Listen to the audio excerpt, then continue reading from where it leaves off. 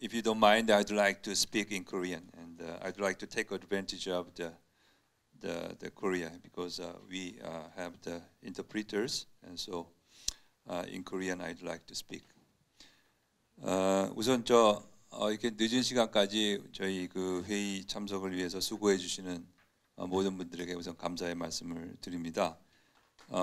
이 마지막 세션은 그 한 아세안 경제 협력을 토의하게 한 세션입니다. 아세안의 그 높은 성장 잠재력, 또 아세안의 그 빠른 성장, 또 아세안의 그 경제 공동체 출범 이런 것들에 비춰보면 아세안의 그 경제적 중요성은 아무리 강조해도 지나치지 않다고 생각을 합니다. 실제로 그 동남아는 세계의 역동적 성장을 견인하는 새로운 주역으로 그 자리매김하고 있습니다. 최근 10년간 연평균 5%의 성장을 이어오고 있는 이 동남아 지역 국가들은 여러 면 인구도 6억 3천만 명, 국내 총생산도 2조 5천억 달러. 나중에 우리 박범순 교수님께서 상세하게 설명하겠습니다만 이런 그 규모에 이르고 있고 평균 연령이 또 특히 30대에 불과해서 무궁무진한 성장 잠재력을 갖고 있는 것으로 저는 알고 있습니다. 우리 한국 내에서도 아세안의 경제적 중요성에 대한 인식은 그동안 아주 크게 확산되었습니다.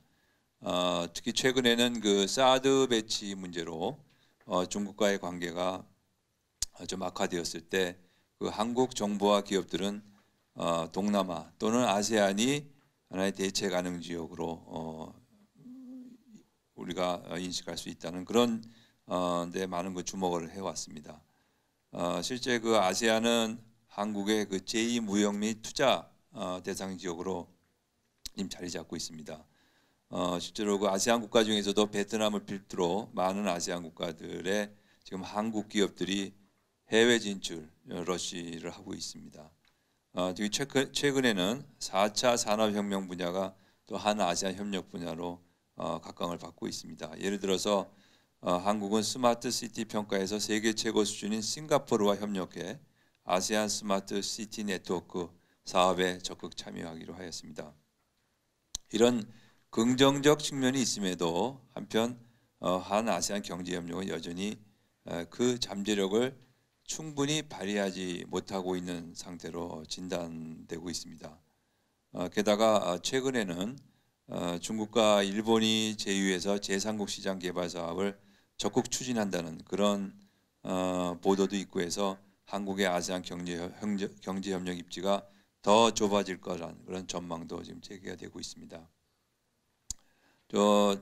지난 세션에서 최영기 교수께서 그 지금 벌써 가셨나요? 한국이 경제적 관점에서만 아세안을 접근하고 있는 것으로 언급하면서 그런 점이 하나의 좀 아세안 측에서 하나의 그 문제점으로 인식될 수 있다 이런 말씀을 하셨는데 사실 문재인 정부가 신남방 정책을 통해서 아세안과의 협력 확대를 추구하고 있지만 그 여건은 반드시 좋은 녹록한 거라고는 말씀드릴 수 없을 것 같습니다.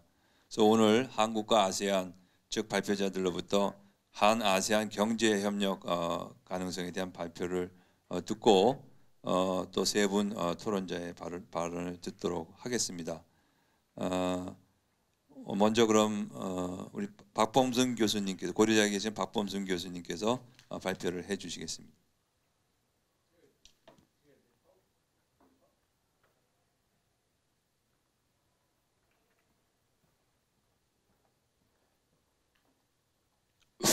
파워포인트를 써야 되니까 제가 좀 앞으로 나갈게요.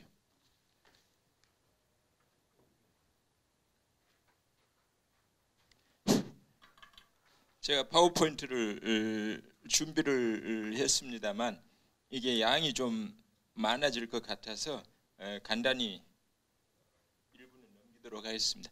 제가 세 부분으로 이야기를 꾸며봤습니다. 현재 코리안 아시안 경제협력의 상황을 평가를 해보고 두 번째 한 아시안 경제협력의 소위 과제가 무엇인가, 그 다음에 세 번째는 어떻게 해야 될 것인가 하는 걸로 이야기를 진행을 해 나갈 텐데요. 첫째, 여기를 보시면은 아세안은 이미 우리가 신남방 정책이라고 그래서 경제 협력을 확대하자 이렇게 이야기를 합니다만, 아세안은 현재 이미 한국의 수출의 16%를 차지하고 수입의 11%를 차지하고 있습니다. 그래서 우리가 28개국으로 구성이 되어 있는 EU에 대한 수출보다 아세안에 대한 수출이 훨씬 더 많다는 사실을 알 수가 있고요. 전통적으로 우리가 일본에 상당히 경제가 의존되어 있었는데, 일본에 비해서도 우리가 훨씬 더 많이 아세안에 지금 수출을 하고 있고 미국보다도 훨씬 더 많이 하고 있기 때문에 지금 아세안은 이미 우리의 중요한 시장이 되었다, 이렇게 이야기를 할 수 있습니다. 그 다음에 투자의 경우도 보면은 아세안에 대한 투자가 전체 우리나라 전체 투자의 전 산업 전체로는 13.7% 정도를 차지하고 있고요. 특히 제조업만을 보면은 19.1%를 차지하고 있습니다. 그런데 여기서 이제 제조업에 대한 투자가 전체 산업에 대한 투자의 몇 퍼센트가 되느냐, 이걸 제가 중시하고 있는데 이게 44.4%를 차지합니다. 근데 중국에 대한 투자를 보시면은 77.5%가 제조업에 대한 투자이기 때문에 아세안에 대한 투자는 상대적으로 다각화되어 있다, 이렇게 이야기를 할 수가 있습니다. 그 다음에 이 최근에 투자 통계를 보시면은 한국경제 해외 투자가 중국이 WTO에 가입한 2001년 이후에는 빠르게 성장을 했는데, 실제로 최근 몇 년 동안은 아세안에 대한 투자가 중국에 대한 투자보다 더 많아졌다, 이렇게 얘기를 할 수가 있습니다. 그래서 지금 파란 줄로 아세안을 표시를 해놨는데, 투자 건수나 투자 금액에서 중국에 대한 투자보다 훨씬 많아졌다, 이렇게 이야기를 할 수가 있습니다. 그 다음에 소위 인적 교류 측면을 한번 보시면은 2016년에 우리나라 사람이 아세안에 647만 명이 관광을 하러 갔습니다. 근데 이건 일본이 아세안에 간 478만 명보다 훨씬 더 많은 거거든요. 그 다음에 아세안에서 한국의 관광원 인구가 2017년에 한 210만 명 정도가 됩니다. 아세안에서 온 인구가 2010년에는 약 77만 명에서 210만 명으로 급속히 증가를 했다 하는 걸 보실 수가 있고, 우리 한국 사람도 아세안에 대한 관광객이 2010년에 330만 명에서 650만 명 정도로, 그래서 심지어는 일본인보다 훨씬 더 아세안을 많이 가고 있다, 이렇게 이야기를 할 수가 있습니다.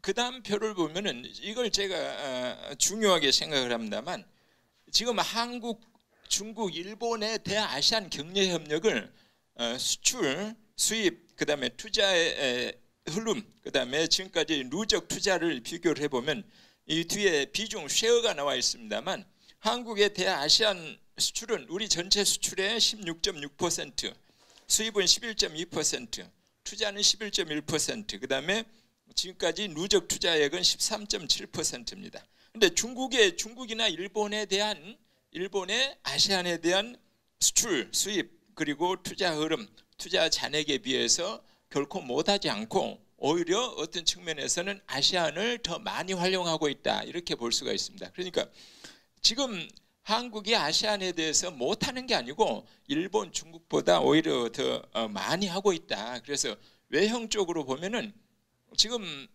이대로 이보다 더 좋을 수는 없다, 이렇게 생각을 합니다. 제가 늘 어디 가서 말합니다만, 과거 이보다 더 좋았던 때가 있었느냐, 이렇게 이야기를 할 수가 있죠. 그런데 문제는 몇 가지 문제가 있습니다. 첫째는 아세안과 한국의 무역에서 한국이 지속적으로 무역수지 흑자를 내고 있다. 무역수지 흑자가 2017년의 경우는 약 400억 달러 정도가 무역수지 흑자를 기록을 하고 있었습니다. 두 번째는 아세안 6, 그래서 싱가포르, 말레이시아, 태국, 인도네시아, 필리핀, 브루나이 등에 대한 소위 아세안 선발국에 대한 경제협력 관계가 정체 상태다.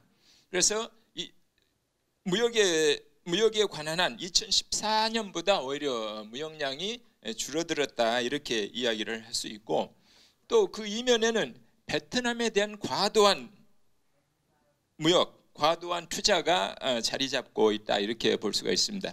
여기 그래프를 제가 그려놨는데요. 연도별로 아시안 전체 수출 중에서 베트남으로 가는 비중이 몇 %인가. 2010년에는 우리 수출의 18.0%가 베트남으로 갔습니다. 그러니까 아시안 전체에 대한 수출 중에서 18%가 베트남으로 갔고요. 투자는 19.8%가 갔는데 2017년에는 50.2%가 베트남으로 가고 있고 40.3% 투자가 베트남으로 가고 있다. 그래서 한국 경제의 대아시안 경제협력 중에서 베트남 의존도가 과하게 진행이 되고 있다 이렇게 말씀을 드릴 수가 있습니다. 두 번째는 그러면 바람직한 경제협력을 위해서 어떤 과제 측면에 있는가 하는 걸 말씀드리겠습니다. 첫째, 모든 정치학자들이 이야기를 합니다만 미중 간의 관계입니다. 미중 간의 관계라는 것이 세계적 패권의 문제로 제가 정치학자가 아니니까 접근하기는 어렵고, 경제학적 측면에서도 2013년이 되면은 미국의 구매력 평가 GDP가 중국에 밀리기 시작을 합니다. 그래서 중국의 구매력 평가 GDP가 미국보다 많아지고, 시장 환율 기준으로는 아직 미국이 많습니다만 이것도 한 2020년대 후반이 되면은 아마 중국이 미국을 추월하지 않겠냐 이렇게 생각을 하고 있고요. 지금 무역량도 중국이 미국보다 더 많아졌습니다. 그런데 이게 소위 말하는 투키디데스의 함정이라는 게, 이 미중 간의 갈등 관계가 앞으로 어떻게 돼갈지 모르겠습니다만 경제적으로는 한 4, 50년은 계속 이런 상태가 갈 것이다. 제가 늘 이야기를 합니다만 세계 공업 생산이, 미국의 공업 생산이 영국의 공업 생산액을 능가한 게 1880년입니다. 그런데 미국이 정말 세계의 리딩 국가로 자리 잡은 게 2차 대전과 함께였습니다. 그러니까 수십 년 동안 세계 경제는 유동적인 상황이었다. 리더십이 없었다. 앞으로 미중 간의 관계가 경제적으로도 이런 관계가 될 것이다. 그래서 미국이 지금 무역 적자를 엄청나게 내고 있는데 주로 아시아 국가들의 무역 적자가 많이 납니다. 가장 2017년 같은 경우는 거의 8천억 달러가 적자였는데 이 중에 중국의 3,750억 달러, 일본의 710억 달러. 즉 보시면 베트남이 6위입니다. 베트남, 코리아, 말레이시아 이런 나라들이 다 미국의 무역 수지 흑자를 내고 있기 때문에 미국에서는 이 문제를 대해서 지금 중국에 집중을 하고 있습니다만 점차로 심지어는 베트남, 말레이시아, 한국까지 오지 않겠느냐 이렇게 생각을 하고 있습니다. 자, 그다음에 한국 경제가 가진 강점과 약점은 뭐냐? 한국 경제의 강점이라는 것은 하이테크 산업에서 사실은 강력한 경쟁력을 갖고 있다 이렇게 볼 수가 있고요. 그다음에 문화산업, 소위 컬처럴 인더스트리가 높은 경쟁력을 갖고 있다. 그다음에 단기간에 중규모 국가로서 단기간에 경제개발 경험을 했던 것이 장점이다. 단점으로는 지금 한국 경제도 경제적 역동성이 감소하고 있습니다. 노령화가 진행이 되고 있고요. 서울로 집중되는 경제가 문제를 일으키고 있습니다. 그다음에 소위 인더스트리얼 할로잉하고 산업 공동화가 일어나고 있고, 그다음에 산업 구조가 빠르게 양극화되고 있고, 그다음에 그래서 고용 창출력이 없어지고 있습니다. 그럼 아시아는 어떠느냐? 아시아는 대체로 시장과 생산기지다 이렇게 이야기를 합니다만, 경제 강력한 소위 말하는 장점으로서는 인구가 아까 우리 원장님도 말씀하셨습니다만 인구도 많고 GDP도 세계 수준에 이루고 있습니다. 경제 공동체 아시안으로 그렇다는 겁니다. 그 다음에 아직 인구도 젊은 인구가 많고 또 미래에도 세계 전체적으로 보면 성장률이 높을 것으로 예측이 되고 있습니다. 그런데 아시안 경제 그러면 그런 잠재성만 있느냐? 사실은 눈에 보이는 약점이 상당히 많습니다. 지금 아세안 선발국의 경제적 역동성이 감소하고 있고 그래서 상당히 다수의 국가가 소위 중진국의 함정에 빠져 있다 이렇게 생각을 하는데요.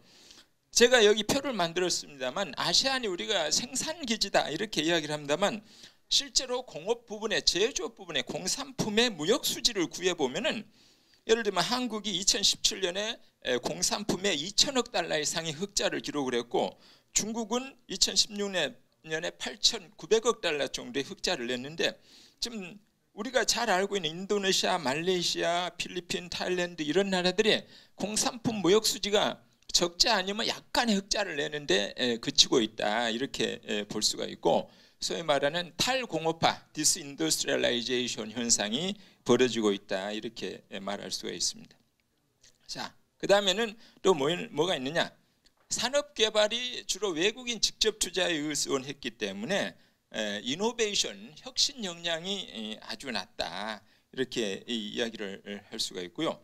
그 다음에 이 정치 안보 협력에서도 나왔습니다만 아세안의 중심성이 어쨌든 약화가 되는 것 같다. 이건 아세안 안의 경제 통합의 효과가 기대만큼 되지 않고 그 다음에 아세안의 영내 격차가 줄어들지 않고 있습니다. 특히 미얀마, 캄보디아, 라오스와 선발 국가들의 격차는 갈수록 더 벌어지는 것 같고요.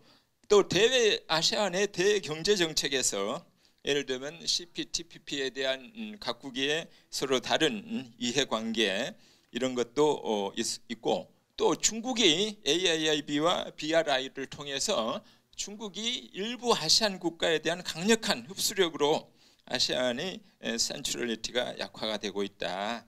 그래서 RCEP을 처음에 아세안이 주도를 하고 아이디어를 내고 했습니다만 수년 동안 RCEP 협상을 타결하지 못하고 있다 이렇게 볼 수가 있습니다. 자, 마지막으로 그럼 어떻게 경제협력을 확대해 증진해 나가겠느냐?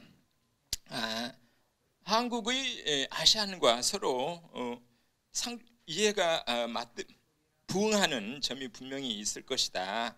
이것의 전제는 뭐냐? 한국이나 아세안은 동시에 중규모 개방 국가다 이렇게 이야기를 할 수가 있습니다. 여기에 공통점이 있는 거죠. 그래서 한국과 아세안은 어떤 한국의 하이텍 인더스트리 우리가 어떻게 하이텍 인더스트리를 육성을 했는가? 그 다음에 외국인 직접 투자가 아닌 우리 기업들을 육성을 해서 첨단 산업을 만들었는가? 이거에 대해서 우리는 아세안에 대해서 한 수 가르칠 수가 있다 이렇게 생각을 하고요. 두 번째는 실제로 한국이 어떻게 소위 문화적 역량을 갖게 됐는가? 어떤 사람들은 이야기합니다. 한국이 어떻게 싸이를 만들어낼 수 있고 한국이 어떻게 BTS를 만들어낼 수 있느냐? 여기 계신 분들 BTS 모르는 사람들이 더 있을지 모르겠는데요. 지금 세계적으로 아무튼 유명한 보이그룹입니다. 그러니까 싸이와 BTS를 만들어내는 토양이 한국에는 어떻게 이런 토양을 만들어낼 수가 있었겠는가? 세 번째는 한국이 동일하게 외환위기를 동남아시아 국가들하고 같이 겪었습니다만 어떻게 미들인컴 트랩에 빠지지 않고 선진국으로 갈 수 있었겠는가? 이건 지금 주로 동남아 사람들이 동남아 지식인들이 만나면 묻는 질문들이고 이것이 서로 한국과 동남아가 협력을 할 수 있는 접점이 되지 않겠는가 이렇게 생각을 합니다. 여기에 무역과 투자를 현재 불균형을 어떻게 재균형으로 균형시킬 것인가 하는 거죠. 여기에 이제 무역과 투자를 어떻게 확대하느냐 하는 것이 이제 가장 중요하겠는데요. 무역과 투자, 한국의 아세안에 대한 무역 수지 흑자를 점차 줄여가야 되겠습니다. 그런데 그렇다고 우리가 수출을 하지 말자 하는 건 아니고 무역과 투자를 확대하면서 균형을 맞춰 나가야 되겠다 이렇게 생각을 하고 있고요. 무역과 투자의 아세안 6 아까 말한 선발 아세안 국가들에 대해서 무역과 투자를 좀 더 확대를 해야 되겠다. 그러기 위해서는 아세안에 있는 천연자원 개발 분야에 우리가 직접 또 투자를 한다든지 해서 수입을 확대하는 게 좋겠다 이런 생각을 하고 있습니다. 두 번째는 무역 투자의 자유화를 더 진전을 시켜야 되겠다. 그러니까 한국과 아세안의 FTA가 계속 협상을 하고 계속 개선을 해왔습니다만 우리가 개방폭을 예를 들면 농산물 분야 같은 데도 더 확대를 해야 되지 않는가 이렇게 생각을 하고 있고, 장기적으로는 한국과 아시안 공동체가 하나의 경제 공동체를 만들어가는 게 좋지 않겠느냐 이렇게 생각을 합니다. 그 다음에 누구나 하는 이야기입니다만 ODA를 확대를 해야 되겠다. 우리는 아직 OECD 국가 다크 회원국 중에서도 ODA가 가장 적은 비율로 가장 적은 나라 중에 하나고, 그것도 대부분 EDCF 자금들이 많은데 이걸 좀 더 아시안 국가들의 중소기업이나 인적 자원 개발, 기술 이전 이런 측면에서 좀 더 확대를 해 나가야 되겠다 이렇게 생각을 하고 있습니다. 또 아시안의 제조업을 어떻게 육성할 것인가에 대해서 협력을 좀 해야 되겠다 이렇게 생각을 하고 있습니다. 이건 우리 중소기업 특히 하이텍 산업의 기술 이전 같은 게 중요하지 않겠냐 이렇게 생각합니다만 그 방법들은 연구를 좀 해봐야 되지 않겠나 싶습니다. 그 다음에 한국 기업의 M&A 투자를 좀 확대를 해야 되겠다.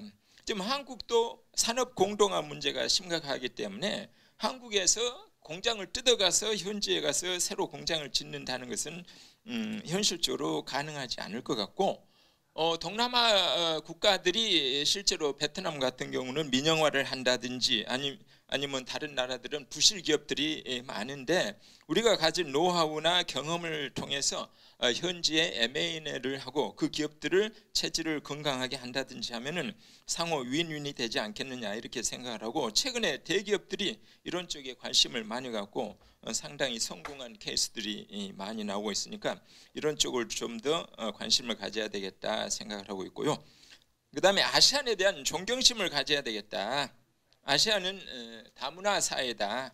그 다음에 현지 우리 기업들이 갈 때 노동이나 환경 문제에 대해서 좀 더 감수성을 좀 가져야 되겠다 이렇게 생각을 합니다. 특히 한국 기업들이 동남아에 갈 때 노동 집약적 경공업이 가기 때문에 그 수익률이 대체로 아주 수익률이 적습니다. 낮습니다. 그렇기 때문에 노동을 어떻게 관리하느냐가 중요해지는데 한국식으로는 안 되겠다. 현지 문화를 잘 이해하는 그런 노동이나 환경에 대한 우리의 감수성을 길러야 되겠다 이런 생각을 하고 있고요. 그 다음에 뭐 정치 파티에서도 나왔습니다만 이 동아시아 질서를 구축해 나가는데 우리가 아시안하고 협력을 할 필요가 있겠다 하는 겁니다. 과거 아까도 이야기가 나왔습니다만 우리가 김대중 대통령 때 아시안 플러스 3 체제를 출범시켰다든지 하는 게 지금은 전부 방향이 다른 데로 흘러가 버렸는데, 이 아시안 플러스 3 체제 아니면 동아시아 질서를 구축하는데 경제적으로 구축하는데 아시안하고 협력을 해야 되겠다 이렇게 생각을 합니다. 이상으로 마치겠습니다.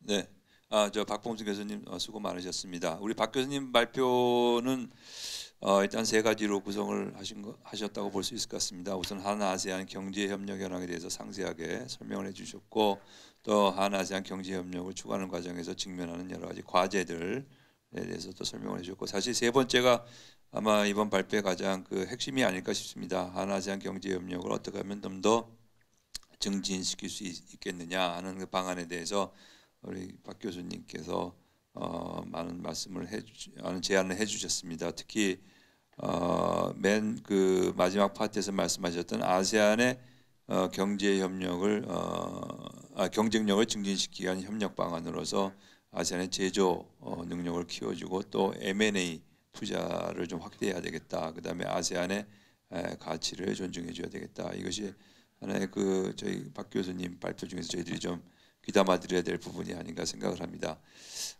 다음은 우리 말레이시아의 자누리 박사님께서 이제 발표를 해주실 텐데, 자이눌 박사님께서는 이번에 한국이 첫 방문이랍니다. 그래서 그럼에도 불구하고 이 한아세안 관계에 대해서 깊이 있는 발표문을 만들어 주신 거로 보고 있습니다.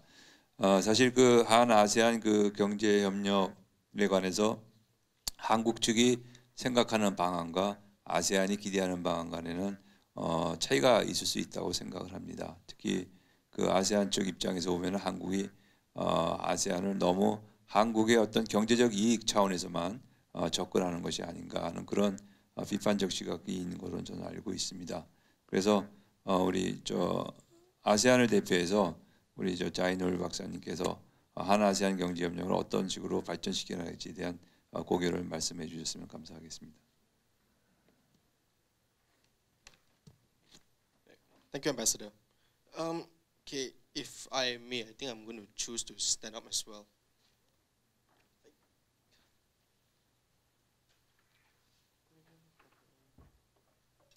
Yeah, again, thanks, Ambassador, for the quick introduction. My name is Haris Zainul. I'm from the Institute of Strategic and International Studies, ISIS Malaysia, and no, I'm not a terrorist.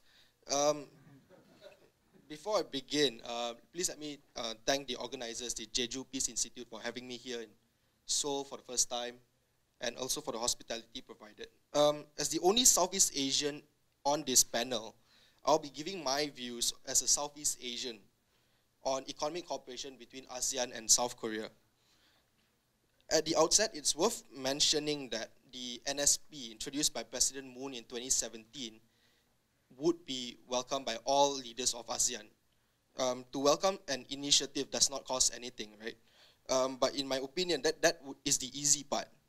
What would prove to be not so easy would be how to elevate South Korea's relationship with the ASEAN member states to the same level of relations South Korea has with the other major powers. As Ambassador Lee mentioned in the morning, in terms of current trade, in terms of the NSP, President Moon has stated that he wants the total trade between ASEAN and South Korea to grow to $200 billion by 2020. In 2017, I think the numbers have been flashed out before. Trade between Korea and ASEAN was at $150 billion, of which 95.3 billion were Korean exports to ASEAN and 53.8 billion were Korean imports from ASEAN. This indicates at face value a staggering 41.5 billion trade surplus in favor of the ROK. On top of that, again, it's been pointed out, nearly half of ROK's total trade with ASEAN in 2017 is actually only with Vietnam.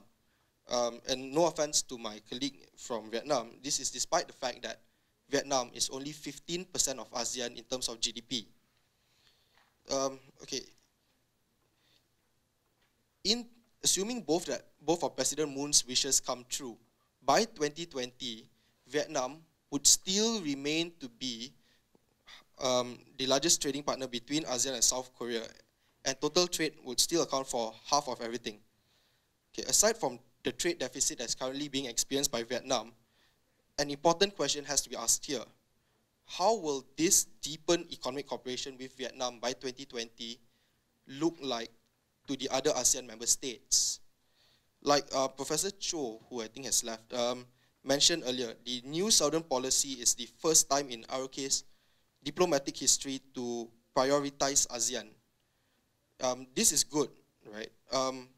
But also it should be reflected in terms of the broader economic cooperation with all ASEAN member states, and not just Vietnam.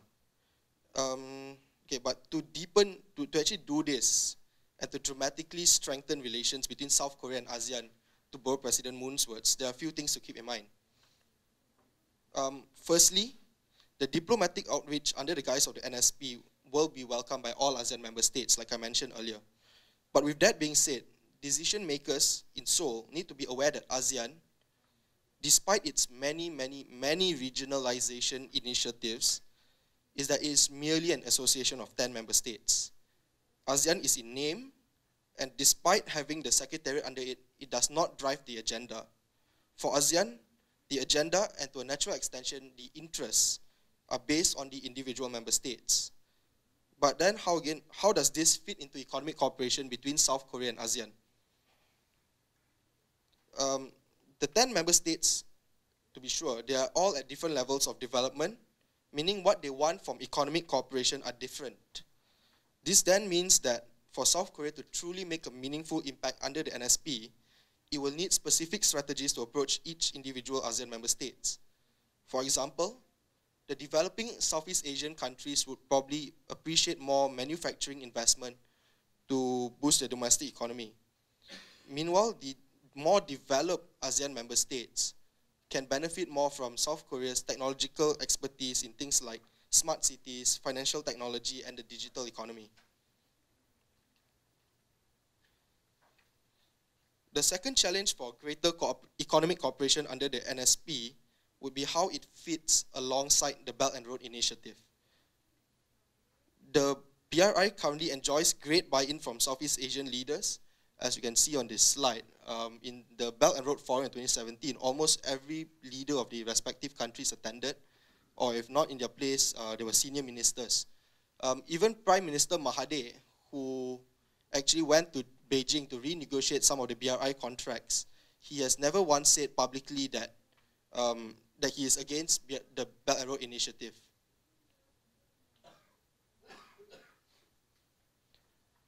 Besides that, it will be incredibly difficult for the New Southern Policy or any other regional initiatives for that matter to compete with the BRI in terms of financial might. This does not, however, preclude the NSP from adding value to ASEAN multilateral relations. One good example here is how under the NSP, the budget for the Mekong Korea Cooperation Fund has been tripled. For context, this is not only important for the ASEAN member states that borders the Mekong River, such as Myanmar, Thailand, Cambodia, Laos, and Vietnam, it also is very important to the people of those states. It is well known by now that resource sharing along the Mekong River has been less than satisfactory. In recent years, more dams has been built, more floods has occurred, like my colleague from Vietnam mentioned earlier, and fish stocks and agriculture harvest has declined.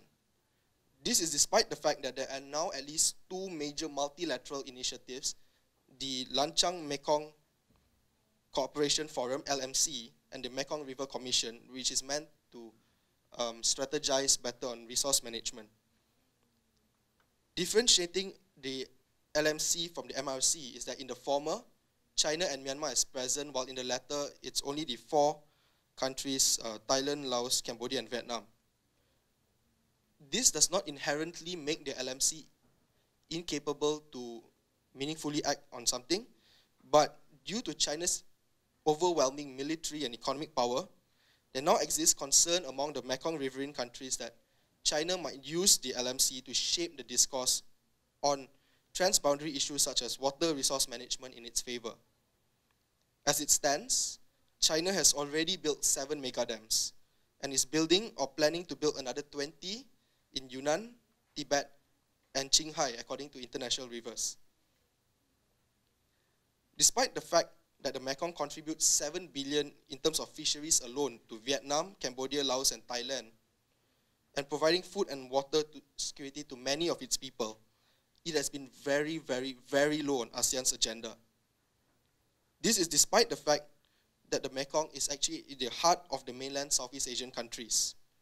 The fact that South Korea has a dedicated fund set up to contribute is promising, and it is this kind of niche areas that the NSP should identify more to meet the needs of ASEAN member states.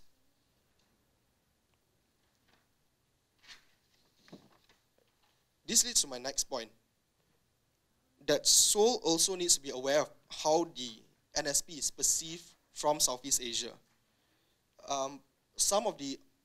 When I was preparing this presentation, I spoke to a few people, and some of the perceptions on the NSP is quite mixed. And this could be partly due to South Korea's dynamic foreign policy that changes with each president. Past policies aimed towards Southeast Asia has either tapered off or lapsed, and as such raises the inevitable question of whether the NSP will outlast President Moon's tenure in the Blue House.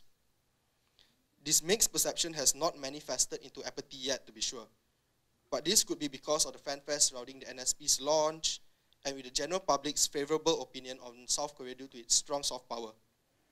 But with everything else, this could, hopefully not, change in time. South Korea, and through the NSP, should identify its priorities early on as well.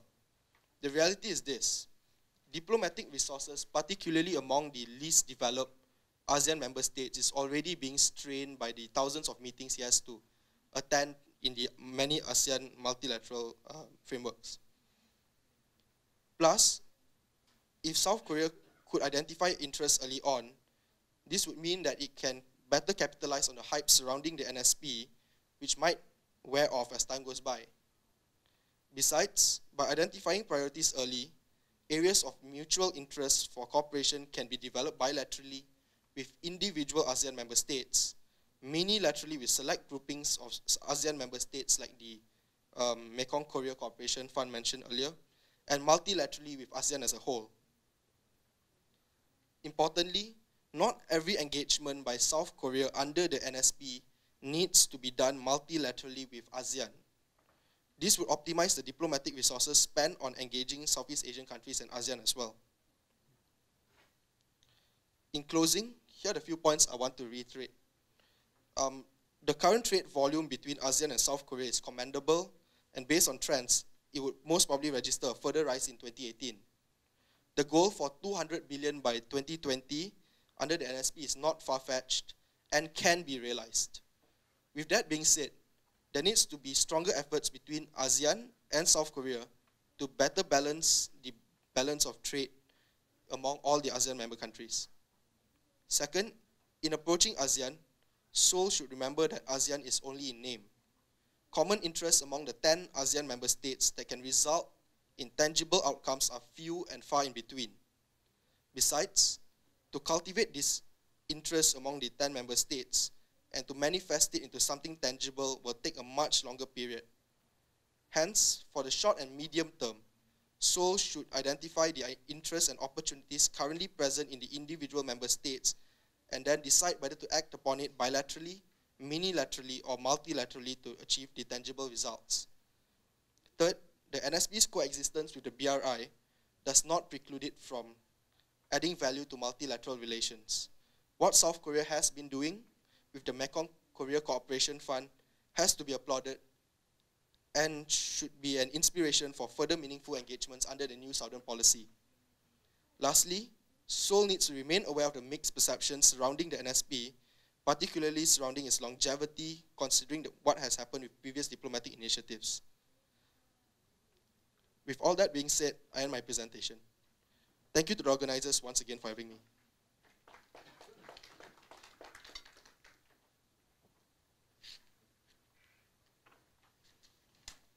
네, 수고하셨습니다. 사실 제가 자이눌 아까 박사 아니죠. 근데 자이눌 씨의 그 발표문 중에서 가장 좀 눈여겨 봤던 거는 사실은 아세안 시각에서 어떤 그 한국의 그 경제적 접근에 대해서 어떤 문제점을 가지고 직시하고 있는지에 대한 사실 관심이었는데 역시 그 무역 그 불균형 문제 이것은 항상 그 아세안 측에서 한국에 대해서 제기하는 문제라는 생각을 다시 갖게 되었습니다.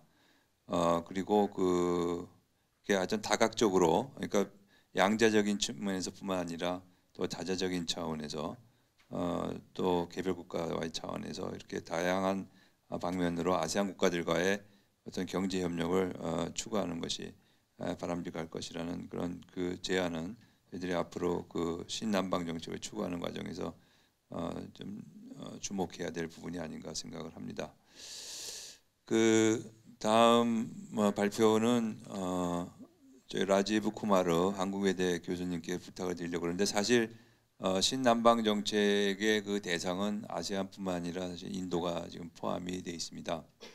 아세안만큼 중요한 경제협력 대상 국가로 저희들이 인도를 지금 인식하고 있는데 이번에 이번 회의에 유일하게 인도 우리 교수님 인도 발표자분을 모셨기 때문에 아마 강의 물론 안 아세안 관계에 대해서 말씀을 하시겠지만 어떻게 인도의 관점에서 한 인도 어떤 식으로 경제협력을 해나갈지에 대한 발표를 해주실 것을 기대를 합니다. 그럼 구마르 교수님 발표 토론 부탁드립니다. 네, 감사합니다. 한국외국어대학교 인도연구소의 연구교수 라지브 쿠마르입니다. I think I will speak in English. It's better for me. And thank you very much for two very nice presentation. the conference and its theme is very timely because the ongoing many things are happening in Asia, and of course India is also trying to become part of this ongoing process with its the recent Indian Narendra Modi government is trying to shift its foreign policy from lookist to actist. And this actist is trying to engage with especially Asian countries, Japan, South Korea, and of course ASEAN. But today we are going to talk about ASEAN and Korea relations. So first I will start to give my brief comment on Korea and ASEAN relation. I'm not ASEAN specialist, I am India-Korea relation specialist, but I have one comment after seeing the presentation that of course Korea and ASEAN economic cooperation is going, and one of the major factors is South Korea is trying to diversify its relation from China to ASEAN, but again South Korea is in the same trap in ASEAN because their trade is much more concentrated with the Vietnam, because Vietnam is having more than 50% of total trade, about the 50 billion, and other country like Myanmar, Cambodia, like Myanmar, that is they have like 1 billion trade, Cambodia less than 1 billion. So Korea can think about this type of huge trade imbalance in Vietnam. Now come to the political term.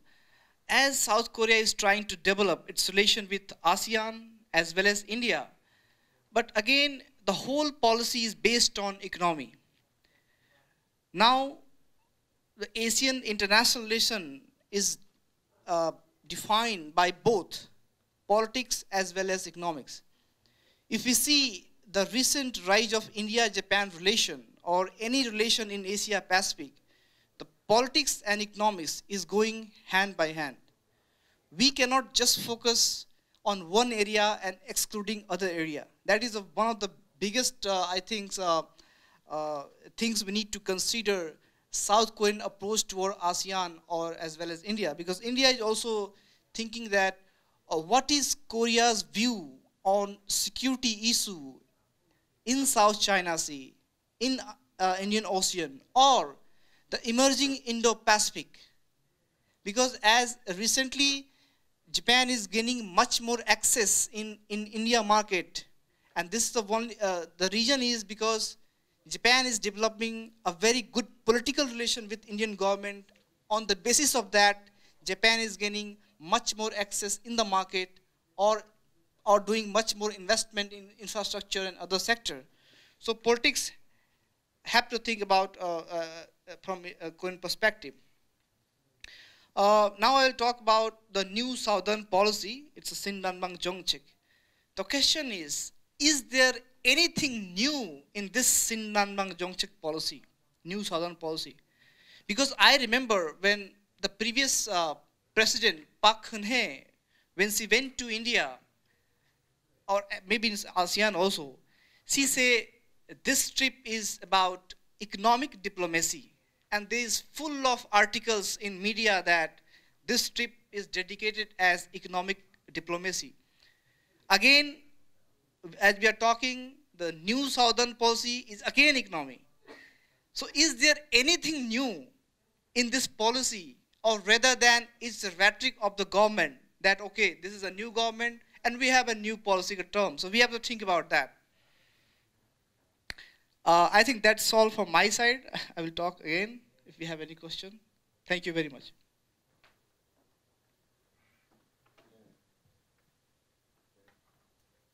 네, 구마르 교수님 감사합니다. 우선 교수님 말씀 중에 어떤 경제와 정치는 함께 가는 거다라는 아주 강한 메시지가 인상적이었고요. 근데 이제 마지막에 질문한 내용, 이번 뉴 사던 폴리시에 어떤 새로운 요소가 있느냐, 과거 정부에 비해서. 사실 요 문제는 사실 저도 아침에 기조 발언하면서 좀 잠시 언급을 했고, 다른 세션에서도 많이 이제 논의가 된 내용입니다만 나중에 우리 박범선 교수님께서 그 문제에 대해서는 또 답을 좀 주시는 게 좋으실 것 같고요. 우리 저 자이눌 선생님께서도 이 문제에 대해서 뉴사던 신남방 정책을 우리 아세안 국가 입장에서 진짜 어떤 뭐 새로운 하나의 정책으로 볼 수 있는 건지, 하나의 정말 새 정부가 나왔으니까 또 그냥 새 정책 하나 만들어서 그냥 발표한 거로 정도로 이렇게 인식하는 건지, 뭐 이런 거에 대한 좀 의견을 좀 주셨으면 감사하겠습니다. 다음에는 그 우리 칼리노프스키 그 교수님 이렇게 오늘 귀중한 시간 내줘서 저희들하고 이게 토론을 할 수 있게 해주신 데서 감사를 드리면서 말씀 듣겠습니다. Thank you very much, Ambassador, and thank you so much to Jeju Peace Institute to invite me as discussant to this conference. I also want to apologize that I couldn't join the earlier panels because I had to teach at Ewha University this morning and over noon. Okay, so what I want to do, I want to just highlight a couple of the things that the presenters in their excellent presentations already mentioned. Maybe first starting with Dr. Zainul. He basically, I want to highlight two important problems. One is the lack of continuity in the South Korean foreign policies. I would be interested in discuss with you, but not just you, but the panelists and the whole attendant of this conference, how this can be overcome. Of course, this has a lot to do with the internal dynamics of South Korean politics. Maybe the Koreans can comment on that. But I think it has to do with the relations between Korea and ASEAN, and also, I would say, other partners. And also in this panel, we hear a lot about bilateral relationships. And coming from Europe, being an EU citizen, I think it's kind of my role also to highlight the role of multilateralism. And it was, of course, mentioned. RCEP was mentioned, which, by the way, I don't know if that's intentional. They are just having their conference meeting summit in Singapore, I think today and tomorrow. So I was also wondering maybe on your comments what could be the outcome of these multilateral agreements. And there are of course many others. AIIB was mentioned, but there's also Chiang Mai initiatives. So a lot of multilateral ways, and this of course was what is the driving force of regional cooperation and integration in Europe. So from the European perspective, it's very obvious. If you look from the European perspective at East Asia, what we see is a lack of multilateralism and too much bilateralism. And we have, whenever there is in the Korean newspaper, you read about multilateral summits, then you always read about what kind of meetings did Moon Jae-in, the president, or the ministers had with their counterparts at the margins of the summit. So many of the reports are not about the summit itself, but they're about the meetings at the margin, the bilateral meetings. So maybe we could, I want to discuss with you bilateralism versus multilateralism. The second aspect I think he raised, and both presenters actually raised, I think very important, is the trade imbalances.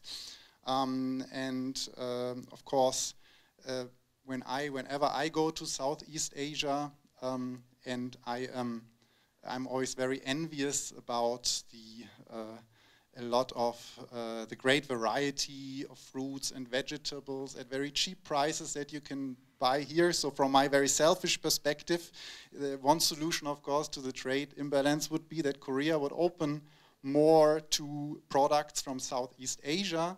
And that will also, of course, big problem in Korea right now is the inflation in consumer prices in groceries.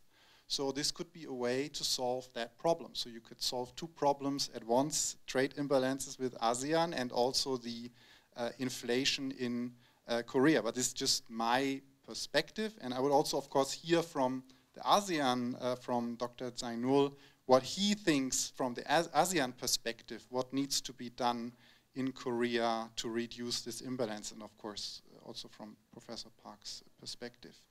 In addition, Professor Park, he provided a lot of very good statistics to work with about the relationships, including also on investment, on tourism. So in this respect, it seems to go quite well. He also mentioned there needs to be an upgrade of the Korea-ASEAN FTA. So I would again be interested in first, what does he mean with that, or what would be the things that need to be improved, and then also again, why not, deal with these issues within RCEP? Why deal with this again in a bilateral way? He mentioned also, if he wants to comment on that, the ODA, or maybe elaborate a little bit on that. What role can ODA play in the future of the relationships? Because I'm also interested in development, cooperation issues. I'm very much interested in this. And then finally, one thing that was also mentioned, it was mentioned that ASEAN is very multicultural, but also Korea is getting more multicultural, right? And there are a lot of now migrants coming from Southeast Asian countries, and it's wonderful. Nowadays we have a lot of Vietnamese, Thai restaurants, even Singaporean restaurants in front of my university, so much more diversity than compared to many years ago. But also, of course, in a more broader sense, I think maybe we have to go beyond economics, and also what, again, from the European perspective, of course, what is also a little bit lacking in East Asia is a great vision. And balancing trades and all these things is not really a vision. And I had the pleasure to just a couple of weeks back travel to Bandung, Indonesia, and of course we know there was the meeting of the non-alliance movement, the first one. Korea was not there, so it's not about Korea, but it's about vision. When you read there what kind of visions leaders had during that time, I think that's also what Asia needs more. And I think it's much easier now that the connection between countries, between Korea and Southeast Asia, is not just through trade, investment, but also through the people. So I think, in my opinion, East Asia is ready for that step to enhance cooperation far more beyond the economic aspects and highlight more the human aspects and like deeper friendship between the people also in this region. Thank you very much. 칼리노프스키 교수님께서 여러 말씀해 주시고 또 여러 그 구체적인 질문들을 지금 발표자분들에게 해 주셨는데 나중에 저 두 분 발표자님께서 이 제기사항에 대해서 좀 의견을 주시면 감사하겠습니다. 그다음 끝으로 저 제재평화연구원의 한인택 박사 말씀해 주십시오.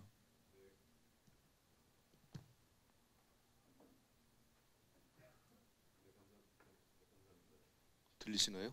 네, 이제 그 신남방 정책은 참 의의가 많은 정책인 것 같습니다. 현 정부는 지금 그 아세안의 모든 회원국 그리고 인도와도 경제적, 정치적, 전략적 관계를 주변 4강 수준으로 격상시키려는 노력을 하고 있고요. 과거 이제 동남아 외교가에서는 한국 외교는 북핵 외교밖에 없다는 그런 인식이 지배적이었는데 이러한 인식이 최근 점점 바뀌고 있는 것 같습니다. 이번 정부에 들어서는 이제 우리의 외교를 다변화하는 노력이 말로만이 아니고 실제로 이제 행동에 옮겨지고 있거든요. 그렇지만 그 자인올 연구위원님께서도 말씀하신 것처럼 이 신남방 정책이 과연 지속성이 있느냐. 그 우리나라의 아세안 외교를 연구해 온 전문가들에 따르면 그 패턴이 있는데요. 새로운 정부가 등장을 하고 나면은 아세안에 대해서 관심을 보이다가 시간이 지나면 지날수록 아세안에 대한 관심이 떨어진다고 합니다. 현 정부는 의욕적으로 지금 아세안과 인도에 대해서 관심을 갖고 있는데 과연 그러한 관심, 즉 신남방 정책이 지속될 수 있는지가 그 의문입니다. 그 자인올 연구위원님께서는 이제 그 질문만을 던지셨는데 과연 이제 신남방 정책 지속이 가능하냐? 저는 나름대로 그 가능할 수 있지 않은가 생각을 해봅니다. 근데 이제 가능하기 위해서는 또 조건이 필요한데요. 그 조건이 한국 내에서도 이런 논의가 있어서 신남방 정책이 지속 가능해지기 위해서는 한국 정부 내에 신남방 정책을 담당하는 그 조직이 신설돼야 한다라고 하는 주장이 있습니다. 그 신북방 정책의 경우에는 이제 대통령 직속으로 북방경제협력위원회라는 거 하는 것이 있어서 그 신북방 정책을 그 조율하고 컨트롤 타워 역할을 합니다. 그래서 마찬가지로 지금 그 신남방 정책이 과연 지속될 수 있느냐 이런 질문이 동남아 측에서 오니까 그에 대응해서 이제 신남방 정책을 담당하는 조직의 신설이 제안되고 있습니다. 근데 저는 이 신남방 정책을 담당하는 그 전담 부서의 신설도 해결책이 아니라고 하는 생각이 듭니다. 왜냐하면 정부가 바뀌게 되면은 조직이 개편되거나 조직이 개편되지 않고 계속 존재한다고 하더라도 추진력이 상실되는 경우가 아주 많기 때문입니다. 즉 이제 조직 하나 만든다고 한국의 신남방 정책이 그 다음 정부에서 계속되리라고 하는 보장은 없는 것 같아요. 그래서 이 신남방 정책이 그 장기적으로 추진되기 위해서는 그 추진력이 한국 사회와 그리고 동남아에서 나와야 된다고 생각을 합니다. 즉 그 한국 정부 혼자 주도하는 것이 아니라 한국 민간에서도 참여를 하고 그리고 인도나 아세안 국가들도 함께 협력하는 것이 필요한 것 같습니다. 그래서 그 정부 차원에서 추진되고 있는 한 아세안 협력이 그 장기적으로 그리고 최대한의 효과를 발휘하기 위해서는 민간의 힘을 합하는 것이 필요한데요. 이 점에 있어서 한국이 아세안으로부터 배울 수 있는 점이 있는 것 같습니다. 뭐 잘 아시겠지만 아세안 국가들 간의 국제 협력은 그 민간 차원의 협력, 즉 트랙 2 협력이 꼭 정부 차원의 협력, 트랙 1 협력과 같이 갔습니다. 그 민간 차원의 협력이 정부 차원의 협력을 보완하거나 경우에 따라서는 견인하는 적도 있었습니다. 이게 뭐 좋은 예가 그 아세안 리저널 포럼의 창설인데요. 그 아세안 아이시스라고 하는 그 민간 안보 전문가 협의체에서 아세안 리저널 포럼의 창설을 권고를 하고 그것을 그 아세안 정부에서 받아들임으로써 아세안 리저널 포럼이 창설되었습니다.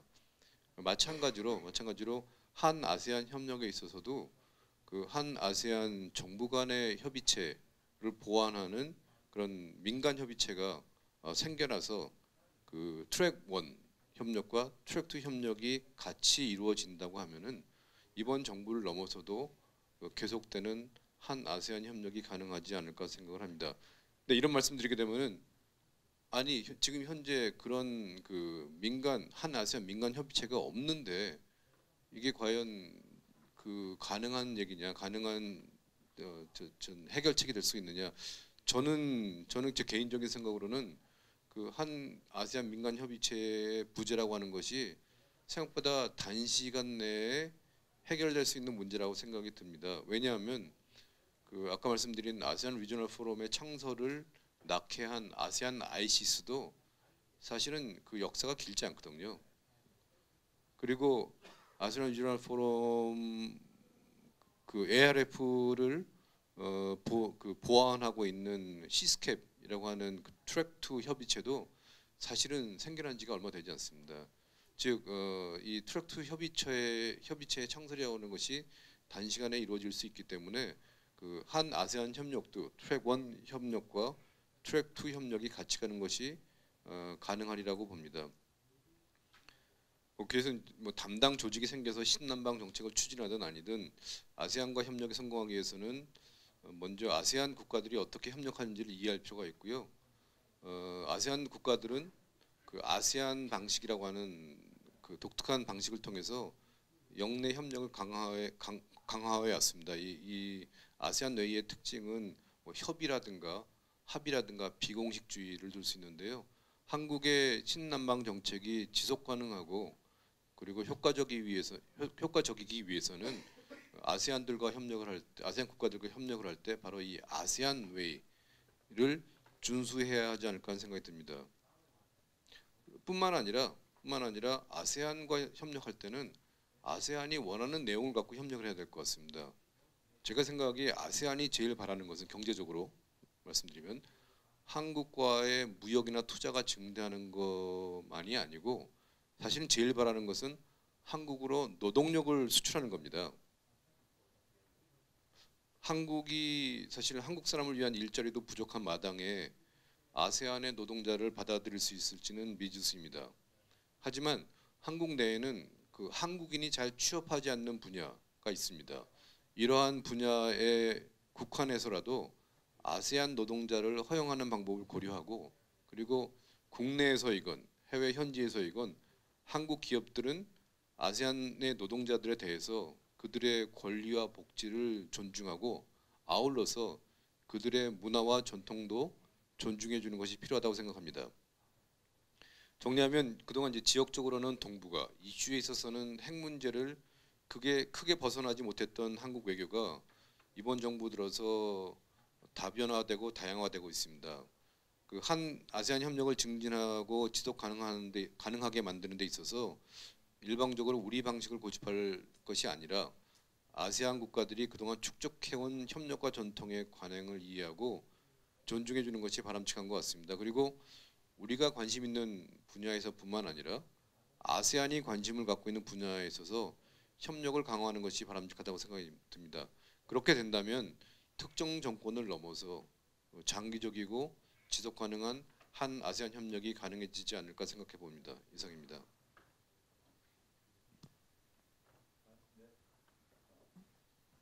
네, 수고하셨습니다.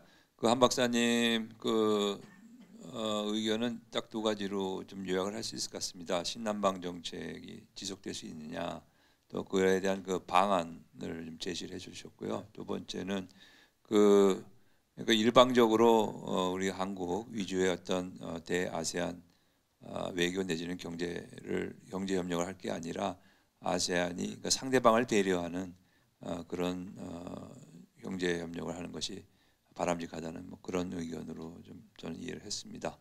자, 그러면은 지금 세 분 토론자께서 말씀하시거나 제기한 내용에 대해서 오늘 두 분 발표자께서 말씀을 해주시고요. 그 다음에 아직 시간이 비교적 많이 지금 남아 있기 때문에 두 분 발표자분의 그 코멘트를 듣고 그래서 플로어를 오픈하도록 하겠습니다. 제가 먼저 할까요? 우리 구마르 선생께서 말씀하신 내용에 대해서 신남방 정책이 지속 가능하고 뭔가 새로운 것이 있느냐 하는 거에 대해서는 사실은 모든 사람들이 고민하는 문제입니다. 새로운 것이 뭐가 있느냐? 아까 제가 말씀드렸습니다만 현재 한 아세안 관계가 전체적으로 보면은 이보다 더 좋을 수는 없을 정도로 외형적으로는 커 있는 거고 그 안에 이제 문제들은 있습니다만 외형적으로 보면 아주 잘 되고 있기 때문에 여기에 더 뭘 할 수가 있겠느냐 이런 생각이 드는데 이제 국제 경제 환경이나 한국 경제 상황 그다음에 아세안 경제의 미래 전망 이런 것을 동시에 고려할 때는 실제로 과거와는 좀 다를 것이다. 그러니까 우리나라가 과거 미국 일변도의 정치 경제의 의존. 우리나라가 1980년대 중반까지만 해도 총 수출의 30% 이상이 미국으로 갔거든요.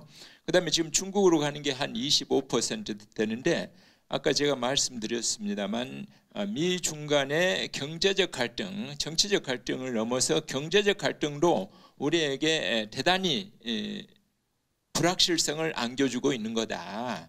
그러니까 우리는 보완 시장이나 대체 시장을 마련해야 된다는 것이 과거보다는 훨씬 더 절실해졌다. 지속 가능하게 보완 시장과 대체 시장 역할을 해야 되는데 덜 절실해졌다. 이것이 있는 거고요. 그다음에 이제 그러면 과거처럼 계속 그 중상주의적으로 아시안 시장을 이용하고 진출하는 거에 만족을 하겠느냐?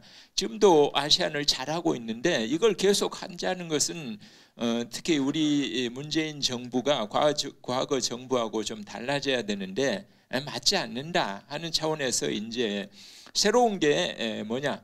상생 번영이라든지 아니면 사람과 사람, 그 다음에 평화 이런 것을 가져온 겁니다. 평화 이것은 아까 뭐 지난 세션에서 한인택 박사님이 그 아시아나하고 우리가 얼마나 그 평화의 문제가 중요하겠느냐 이런 말씀도 하셨고 저도 어느 정도는 공감을 합니다만 저는 지금 아시안을 볼 때 아시안은 우리가 관리를 해야 될 지역이다. 그러니까 관리라는 게 우리가 우월적 입장에서 관리가 아니고 현재 상황을 계속 잘 유지를 할 수 있게 미세한 터치가 필요한 지역이다. 이렇게 생각을 하고 있는 거죠. 거기에 이제 우리가 사람과 사람이라는 게 들어가 있는데 이 사람과 사람이라면 사실은 우리가 인적 네트워크나 인적 교류가 많다는 그런 차원이 아니고 1970년대 후반에 일본의 후쿠다 독트린의 아시아의 관계에서 마음과 마음이라는 관계에서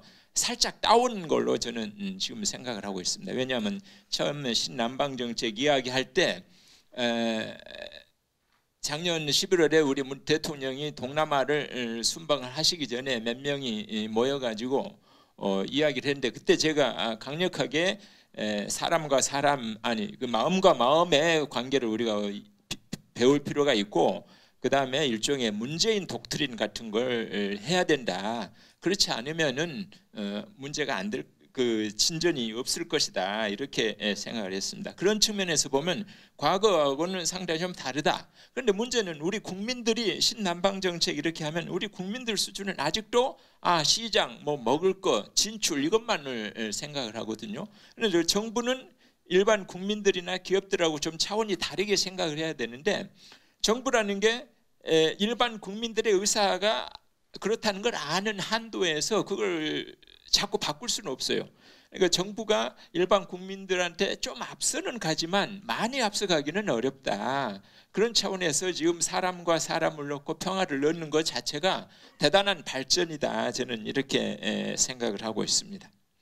그 다음에 우리 토마스 선생님 말씀하신 트레이드 임밸런스 문제는 우리가 사실 동남아에서 채소 같은 걸 수입을 해올 수가 있겠지만 그것 갖고 얼마나 트레이드 임밸런스가 해결이 될까 하는 그런 생각은 합니다. 그런데 지금 선발 6개국에 대한 우리가 석유나 가스 이런 걸 수입을 하기 때문에 거기에서는 무역 흑자가 많이 나는 게 아니고요.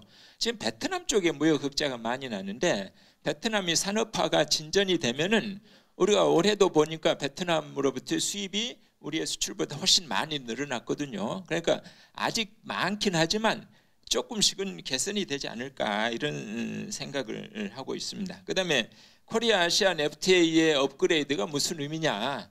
근데 저는 이게 지속적으로 끊임없이 개선을 시켜 나가야 된다 이런 거고 이걸 RCEP 안에서 해결할 수 있지 않겠느냐 하는 문제는 사실은 RCEP이 지금 제조업이 약간 인도까지 포함을 해서 협상을 하기 때문에 RCEP이 수준 높은 FTA가 되기는 아주 곤란할 거다. 실패를 안 한다 쳐도 수준 높은 FTA가 되기는 곤란할 거기 때문에 이 바이래터럴 FTA가 훨씬 더 중요할 가능성이 있다 이렇게 생각을 합니다.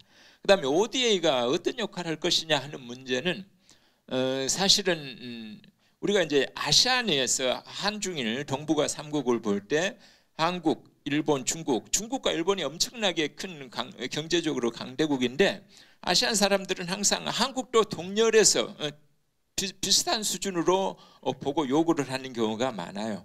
그래서 ODA를 그럼 우리가 일본이나 중국처럼 동남아에 많이 ODA를 지원을 할 수 있겠느냐? 그건 사실은 어렵다고 보고 있습니다. 그렇다고 제가 동남아를 자꾸 여행을 가는데 지난 1월 달에 예를 들면 미얀마의 중부에서 미얀마 남부까지를 내려가 봤는데 정말로 인프라가 형편이 없고 그럼 우리가 일본이나 중국이 인프라 사업을 동남아에서 계속 하는데 가만 있으면 되겠느냐? 우리는 돈이 없으니까 가만 있자 하는 것도 사실은 어렵다. 그래서 오늘 여기가 전문가 그 분야의 전문은 아닙니다만 저는 우리가 갖고 있는 국민연금 자산이나 기타 공공기금 같은 걸 중국처럼 인프라 펀드 기금을 만들어 가지고 일종의 장기 투자, ODA가 아닌 장기 투자 개념으로 어떻게 접근해 보면 어떻게 했느냐 하는 것을 여러 사람들한테 이야기를 하는데 저도 또 금융 전문가가 아니라서 이게는 확신이 없네요. 그 다음에 아시안이 멀티컬처에어리언데 한국도 마찬가지 아니냐. 그런데 이건 좀 한국도 많이 변하고 있긴 합니다만 제가 늘 이야기를 하는데 싱가포르 시내버스 안에서 한국 사람 둘이가 한국말로 열심히 떠들면 싱가포르 사람들이 아무도 돌아보지 않습니다. 그런데 한국 안에서 외국 사람들이 외국어로 한국 시내버스 안에서 이야기를 하면 한국 사람들이 다 돌아볼 거라고요. 그 차이는 엄청난 차이가 있다 이렇게 말씀을 드리고 경제협력이 더 높은 차원의 협력으로 진화되어야 된다 하는 것들은 다 동의하는 바입니다. 그 다음에는 뭐 질문들을 제가 다 못 적었어요. 이 정도로 하고요. 우리 한 박사님 질문에 대해서는 전적으로 동의를 하는데 이 추진에 관련해서 트랙 2를 이용을 해야 된다 하는 것이 그런데 지금 아까 한 박사님 말씀하신 트랙 2는 사실 트랙 1에 거의 종속되어 있는 거잖아요. 그런데 저는 여기는 안 썼습니다만 이 아시안 경제가 지속적으로 발전하기 위해서는 혁신 능력을 어떻게 배양을 하는가 하는 문제인데 혁신 능력은 사실은 데모크라타이제이션하고 깊이 관련이 있다고 봅니다. 저는 태국이나 이런 나라에서 혁신이 일어날 거라고 보지를 않아요. 그런 차원에서 보면은 그래서 저는 트랙 2가 아닌 좀 더 NGO라든지 이런 쪽을 우리 정부가 아시안 정부에 당신네들 제도를 개선하라 뭘 하라 하는 것은 아주 어렵기 때문에 오히려 ODA를 우리 NGO를 많이 활용하는 ODA를 좀 하면 어떻겠느냐 이런 생각은 좀 하고 있습니다. 그 다음에 아시안이 원하는 걸 하라.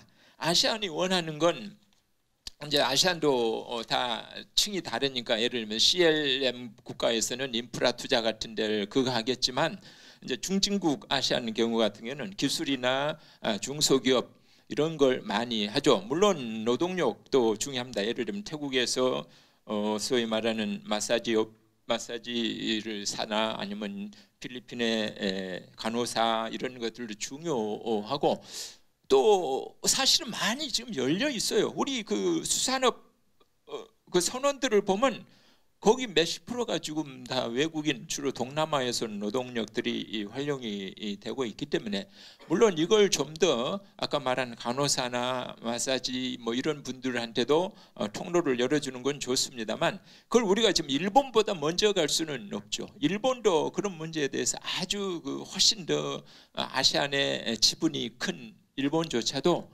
그걸 쉽게 하지 못하는 영역들이 있는데 우리가 일본보다 훨씬 더 쉽게 문호를 넓힐 수 있을 거라고는 보지 않습니다. 그렇지만 어쨌든 방향 자체는 아시안이 원하는 협력을 해야 된다는 것은 기본적으로 올바른 노선이 아닌가 이렇게 생각을 합니다. 이상으로.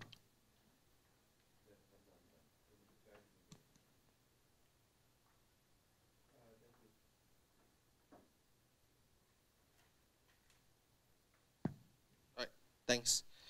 Ambassador, I think you asked me a question about how does Southeast Asia view the new Southern policy, right? Like I mentioned earlier, it's a bit mixed at these early days, right? And I think it was a bit unfortunate in my presentation, I highlighted the negative things, right? Because I believe that in smaller group discussions like this, there's no point in us all patting our backs about what's good, because there are many good things. There are many good things, but how often do we have the opportunity to highlight what could be done better?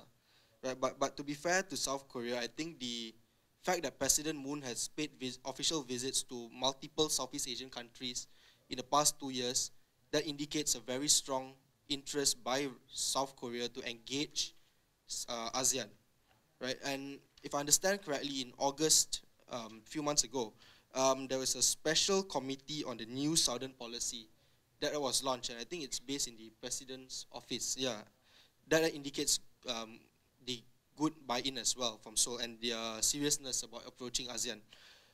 But in the long term, whether this momentum can be sustained or not, I think no one can predict the future, but I think it's up to us to plan as best as possible. And that relates to the other comment made earlier about the usage of Track 2 and how the new Southern policy should not just be a government-to-government initiative. In terms of Track 2,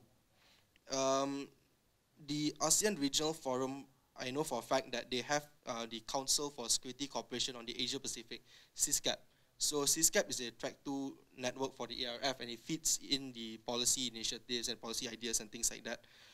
For East Asia, there's also this thing called the Network of East Asian Think Tanks.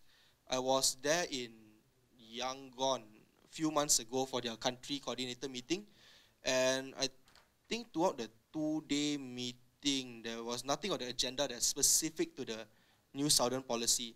So maybe the question should be, can someone bring it up with the Network of East Asian Think Tanks about how to improve the NSP on a Track 2 level, or perhaps there should be more Track 2 engagements between the ASEAN countries and South Korea and also India.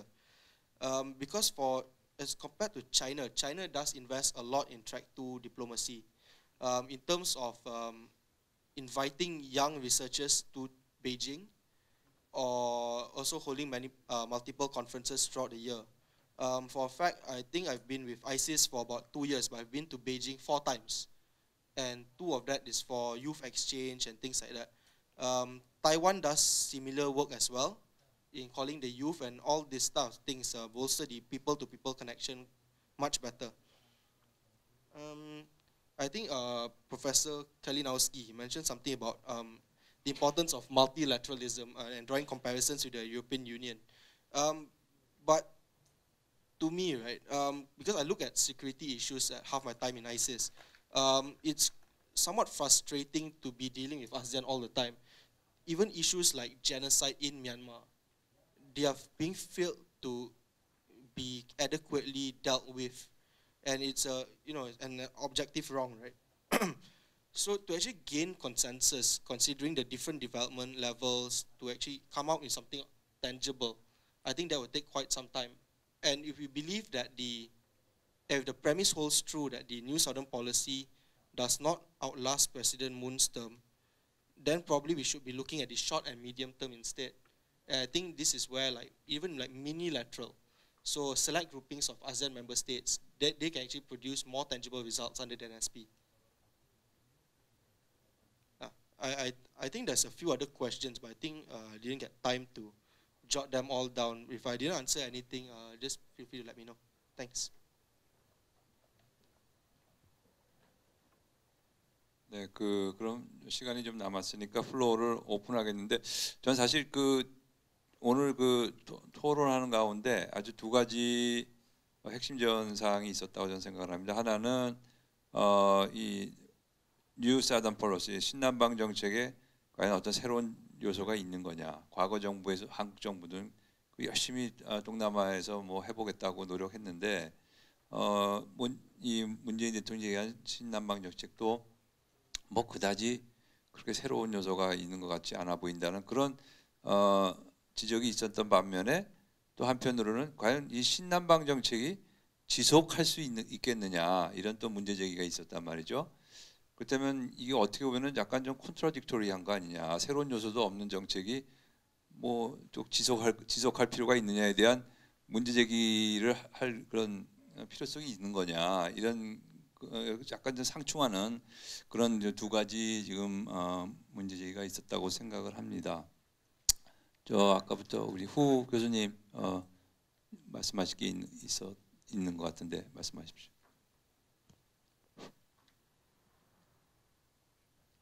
Yes, I have a few comments and questions as well.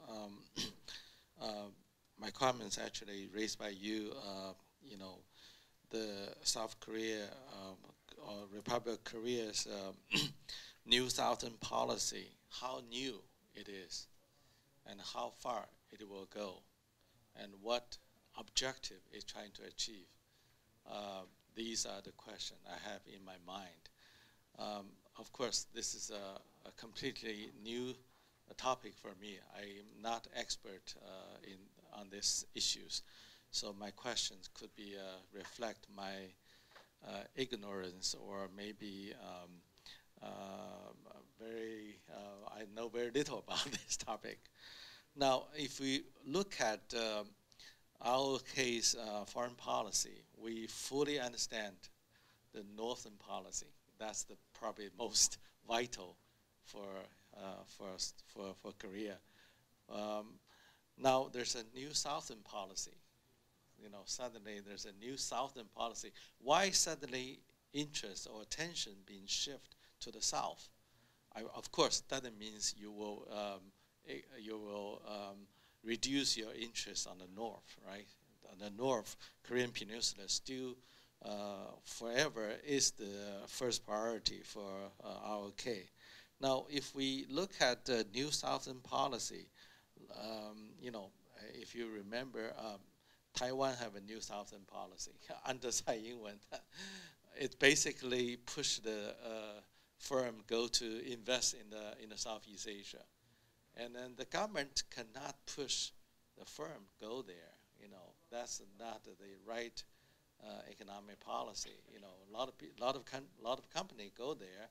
I don't think that worked very well. So of course I believe this is not our case. Government intention push the firm go to the South, go to the Southeast Asia, and this depends on the market. Nobody can use government forces push the firm go to the South. If you put this in a bigger context, in the 1970s, Japan have a Southern strategy called Fukuda Doctrine. And then if we look at that Fukuda Doctrine, 40 years and 50 years, does Japan achieve anything under the Fukuda Doctrine? This is probably some big things we need to consider. Now, back to the New Southern policy, the things presenters and the panelists talking about, I fully understand, and that make a lot of sense. South Korea have a lot of soft power in Southeast Asia. The popular culture, Korea culture, is widely liked and appreciated in Southeast Asia. And then there's a lot of things ROK can contribute to the building of ASEAN's political and security community, and also social culture community, and also especially the digital economy in the Southeast Asia. And a lot of things you can do. But the question is, beyond that, what you want to achieve? That's the big questions. And beyond that, how a middle power can achieve something in the Southeast Asia. Southeast Asia, everybody knows that the place where big power also mess with. And then the new Southern policy happened in a parallel with China's initiative, Road and Belt initiative, and also U.S. have a new strategy and an Indo-Pacific strategy. So between these big powers maneuvering, what you can achieve, that's something. Now, back to the Northern policy, how the Southern policy can contribute to the denuclearization of the Korean Peninsula. What Southeast Asia can do. This is something we have to ask ourselves, and so a lot of things. It makes sense, but if if you push, ask hard questions, how far it can go.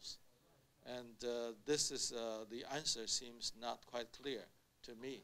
And I think probably after our discussion, everybody will, have to think more about beyond what we are talking about on the paper.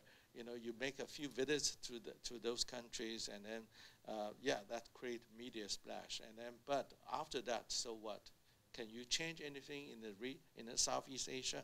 And as our presenter says, the ASEAN is a group of 10 countries. And then there's bilaterally what you want to achieve, and multilaterally what you can achieve. And I think multilaterally, as I mentioned this morning, there are good opportunities for East Asian countries. Put ASEAN plus 3, what we call 10 plus 3, ASEAN plus 3 back on the track. Maybe through multilateral ways we can achieve more. That's a bigger course, to consider our case, New Southern policy. Thank you. 네, 감사합니다. 사실은 이 세션은 4시 50분까지 끝내기로 돼 있는데 10분이 지금 클로징 하는 거로 돼 있지만 10분 클로징에 특별히 할 이벤트도 없기 때문에 5시까지 가능하면은 5시까지 시간을 연장하고 바로 클로징을 하도록 하겠습니다. 지금 왜냐하면 플로어에서 지금 2분이 말씀하시겠다고 지금 희망을 하셨기 때문에 근데 지금 원래 제가 말을 많이 하면 안 됩니다만은 사실은 후 교수님 이제 말씀을 들으면서 그런 이제 의문들이 제기되는 이유가 저는 근본적으로 이 신남방 정책이 소위 말해서 비전은 제시가 됐지만 지금 많은 분들이 공통적으로 제기하는 게 로드맵이 아직 안 나왔다는 지적들을 하고 있거든요.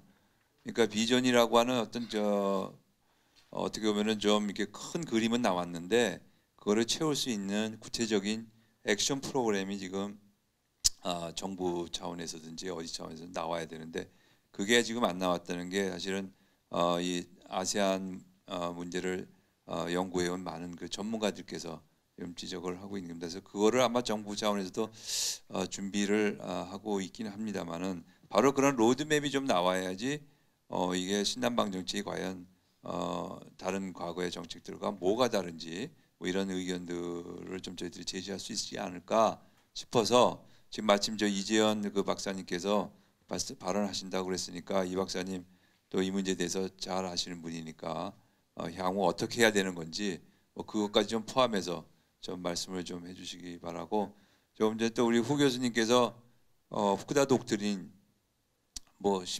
지금 몇 년 지났습니까? 40년이 지났습니까? 지났는데 이룬 게 뭐냐, 달라진 게 뭐냐는 그런 근본적인 그런 문제 제기를 하셨는데 우리 고바이 선생님 이 후쿠다 독트린 일본에서 어떻게 평가하는지에 대한 좀 의견을 좀 하실 수 있으시면 좀 말씀을 해주시면 감사하겠습니다.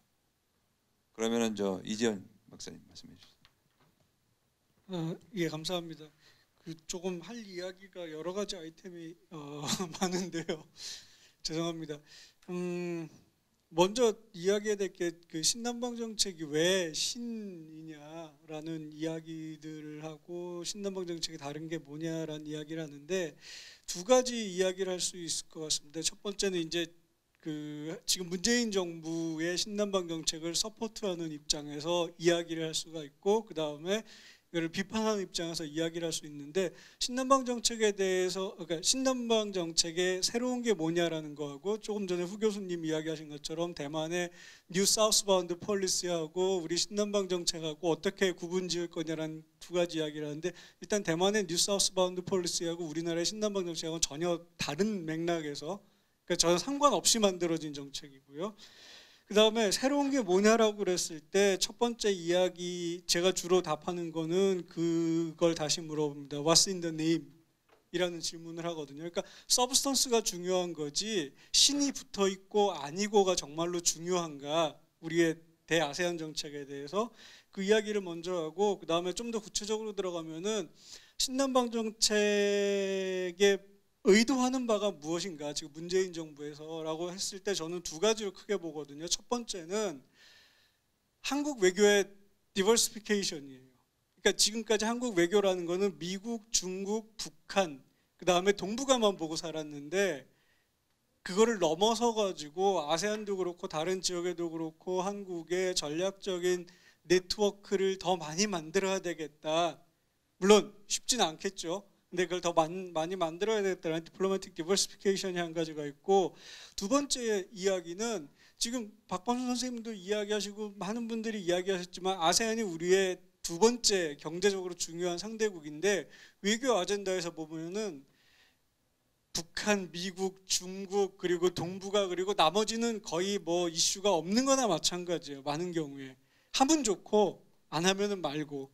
그런데 이렇게 중요한 한국 경제적으로 사회문화적으로 중요한 아세안을 외교적으로 그렇게 소홀하게 취급해도 되는가? 더 순위를 끌어올려야 되겠다라는 거죠. 그게 저는 정부의 목표라고 생각하고, 이전에 학자들이나 대표적으로 아까 이선진 대사님이 이야기하셨지만 아세안을 5강에 끼워야 된다 이런 이야기 많이 하셨잖아요. 근데 정부 차원에서 아세안을 4강 수준으로 끌어올리겠다 한국의 외교 대상으로 라고 이야기한 거는 이전 정부에는 없었습니다. 그리고 이전 정부에 한국이 아세안에 대한 이런저런 단편적인 정책들은 있었는지 모르겠는데 이렇게 신남방 정책이라고 이름을 붙인 거는 처음이거든요. 근데 그런 점에서는 그 신에 관한, 그러니까 신남방 정책의 뉴에 관해서 이야기를 할 수가 있고, 두 가지가 더 있는데 하나는 뭐냐면 3P라는 프린시플을 보면은 사람이라는 이야기는 처음 들어왔어요. 지금까지 그런 이야기 안 했었거든요. 한국 정부가 아세안하고 외교할 때. 그 다음에 두 번째로 경제협력 이야기하는데 박범순 선생님 이야기하셨지만은 지금까지는 우리가 중상주의적으로 아세안에서 무엇을 얻을 것인가에 대해서만 생각을 했지, 신남방 정책의 경제협력의 상생 번영이라는 이야기는 우리가 아세안의 성장을 먼저 돕고 아세안이 커지면 그게 이후에 한국의 경제적인 이익으로 돌아올 거라는 장기적인 접근 방법에 대해서 이야기를 하고 있습니다. 그 다음에 세 번째로 평화협력이라고, 또 지금까지 정치안보 이야기하고 북한 이야기는 되게 많이 했는데 평화라는 담론으로 이거를 변형시켜서 이야기한 건 처음이거든요.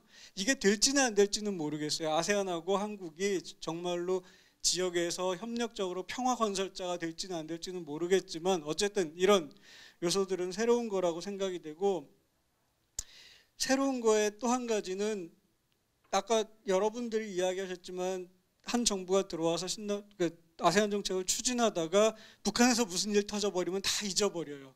미국하고 관계가 삐끗하게 되면 다 잊어버리고 미국으로 가고 중국으로 가고 그러면 아세안은 다 잊어먹거든요. 그리고 추진이 안 돼요. 그 다음부터 정책이. 그러니까 적어도 아세안을 보는 사람 입장에서는 지금까지 그래왔는데, 문재인 정부는 어쨌든지 북한하고 관계, 한반도 문제가 이렇게 빨리 돌아감에도 불구하고 신남방 정책이라는 이름을 처음 들은 게 제가 정부 출범하고 그해 여름이거든요. 7월인가 8월인데 그때부터 지금까지 1년 반 동안 어쨌든 신남방이란 이야기를 계속 하고 있다라는 것만 해도 상당한 진전이다 라는 생각이 듭니다. 그런데 문제는 지금부터죠. 지금부터 리얼 테스트가 시작이 되는데, 작년 11월에 아세안에 가서 문재인 대통령이 신남방 정책을 대외적으로 이야기하고 1년이 지났습니다. 지금까지 한국 정부는 신남방 정책을 어떻게 팔로우업을 했는가?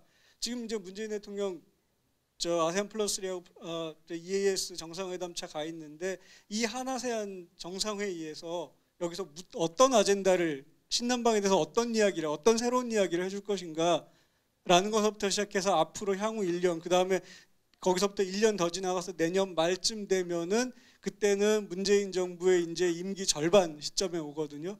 그 뒤에는 추진 동력 떨어질 겁니다, 분명히. 그때까지 얼마나 끌고 갈 수 있을까? 이거를 빨리 뭔가 아까 서 대사님 로드맵 이야기하셨는데, 지금 몇 달째 신남방 특별위원회에서 로드맵 발표한다 그러고 안 나오고 있거든요. 이게 한 두어 달 더 지나가면 아마 동남아 쪽에서도 정말로 너희들 하는 거 맞니? 하긴 할 거니? 라는 질문들 분명히 나오고, 이때쯤 되면은 한국 정부는 동남아 국가들 앞에서 상당히 난처한 입장이 되지 않을까. 그리고 아까 얘기했던 3P라는 것도 정말로 3P에서 이야기했던 그 스피릿 그대로 지금 한국 정부의 아세안 정책이 따라가고 있는가, 평화협력이라든지 경제협력에서라는 그 생각이 듭니다. 그래서 진짜 테스트는 지금부터다. 임플리멘테이션하고 이걸 어디까지 끌고 갈 수 있을까. 저는 다른 거는 다 빼고 문재인 정부가 나중에 이제 5년 임기가 끝나가지고 다음 이제 대통령 선거가 될 때도 아세안이라는 것이 한국의 다음번 대통령 후보들 입에서 중요한 외교 아젠다로 나오게 하는 것만 해도 신남방 정책은 최소한 국내적으로는 성공이다. 아세안을 그 정도까지 끌어올린 거니까요, 우리 외교에서. 라는 생각이 들고, 북한 이야기를 하셨는데, 북한 변화하는 거를 아세안에 관한 두 단계로 나눠봐야 될 것 같습니다. 첫 번째 단계는 비핵화 내지는 북한의 핵 위협이 현저하게 줄어드는 단계가 하나가 있을 거고, 두 번째 단계는 북한이 개방을 하고 이제 국제사회로 들어오는 단계가 있을 텐데, 물론 비핵화 단계까지 아세안이라는 중소국가 모임이 할 수 있는 일은 별로 없을 겁니다. 그냥 단지 대화를 계속해라, 북한의 비핵화를 촉구한다라는 지지 정도의 수준일 거라고 보고, 근데 진짜로 아세안이 필요한 단계는 두 번째 단계라고 생각이 되거든요. 북한이 비핵화 방향으로 상당히 나가고 국제적인 생션이 내려가고 그랬을 때 북한이 경제적으로 밖으로 나오고 개혁 개방을 추진할 때 아세안 국가들이 북한에 투자를 한다든지 라는 거는 이제 북한의 경제 개방을 불가역적으로 만드는 거고, 더 나아가서 그러니까 북한이 내부적으로 도메스틱 거버넌스를 개혁해야 될 일이 되게 많을 겁니다. 국제 투자나 무역에 관련된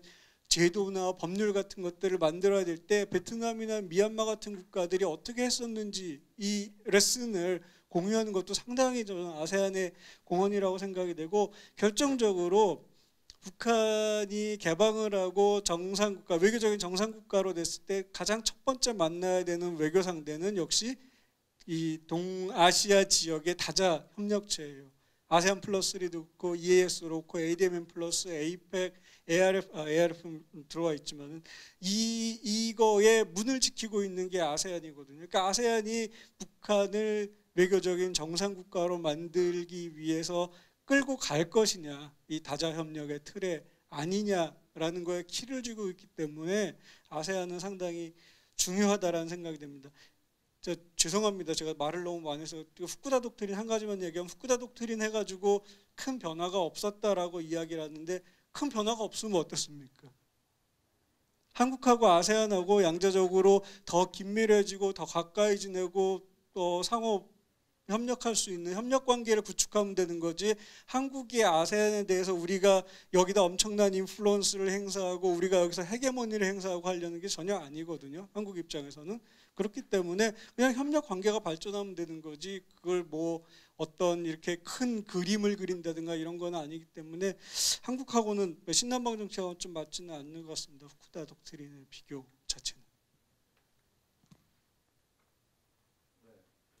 5시 지금 넘었는데, 저 고바이 선생님 그 후쿠다 독트린 얘기해서 잠깐 몇 초 해주셔도 되고요. 그 다음에 사실은 우리 정혜문 대사님한테 랩업 좀 부탁드리겠습니다. 마지막 발언자로 저 대신에 오히려 오늘 저 토론 좀 정리 좀 해주시고요. 그리고 네. 예. 그 후쿠다 독트린에 대해서 간단하게 잠깐 제가 다른 측면에서 말씀드리겠습니다.